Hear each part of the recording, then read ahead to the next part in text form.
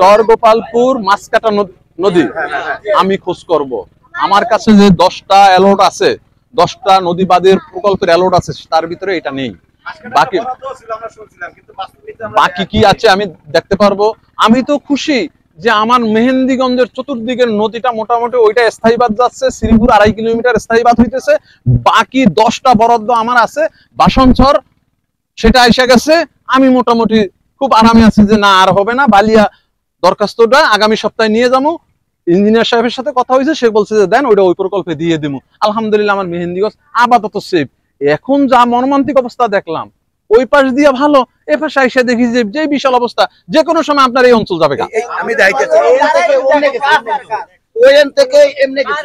আর কোনো কথা নয়, আপনাদেরকে কি বলছি, আপনাদের কাছে আপনারা টিউনু মহোদয়কে আবার আপনাদের এই অঞ্চল থেকে একটা টিম কইরা, কমিটি কইরা ওনাকে বুঝাবেন, ওনাকে আসতে বলবেন, ওনাকে আনবেন। 100 একর জমি, 100 একর বাগান বিলীন হয়ে গেছে এবং সামনে আছে 100 একর জমি, মানে ধানি জমি বিলীন হয়ে গেছে। ওই যে ওপারে যে চড়টা ওইটা ছিল আমাদের ভিতরে, আর ওই যে ইটের রাস্তাটা ওইটাই ছিল মেন নদী।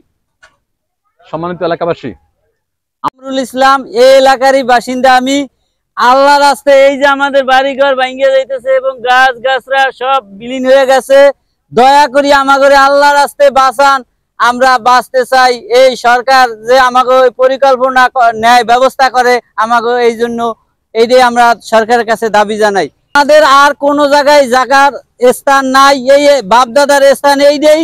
এই জায়গা যদি ভাঙিয়ে যায় আমরা কোথায় যাব, এইটাই আমরা সরকারের দ্বারে আবেদন জানাইছি, টিউনো অফিসে জানাইছি, দরখাস্ত দিছি, কোনোই ব্যবস্থা হয় নাই। কেউ আমাদের কথা শোনে না।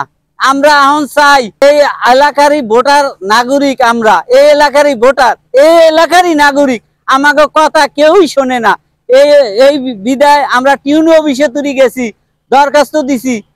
তারপর এই ড্রেজার বন্ধ করার জন্য কয়েকবার গেছি, ড্রেজার বন্ধ করতেই না, ওই ড্রেজার 2 দিন বন্ধ করে আবার এই চালু করে।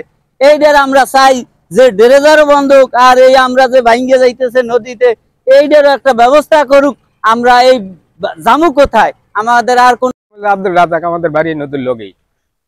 ওই ড্রেজার অবৈধ ভাবে আমাকে জায়গা জমিন কাটতে আছে, মাটি কাটতে আছে, বুঝলেন। আমাকে সব ভাইয়া একদিকে নদী ভাঙে আর একদিকে কাটে, এই এখন বন্ধ করতে হবে। এই কাটা বন্ধ করেন, সাথে বাড়িঘর স্যার দেন, এই যে সব ভাইয়া লয়ে যাইতেছে আমাকে নদীর লগে। স্যার আমাদের বাড়ি নদীর লগে।